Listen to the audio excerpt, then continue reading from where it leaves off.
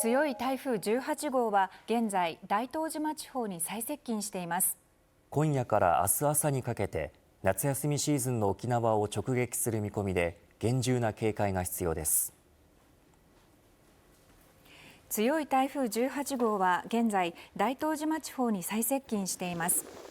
北大東島では今朝 42.2 メートルの最大瞬間風速を観測するなど暴風が吹き荒れています。台風は強い勢力を保って今夜遅くから明日朝にかけて沖縄や奄美を直撃する見込みです。奄美地方で予想される最大瞬間風速は60メートルと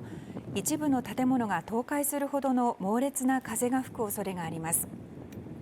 また大雨の恐れもあり、明日昼までに予想される雨量は奄美地方で250ミリなどとなっています。明日にかけて暴風や大雨に厳重な警戒が必要です。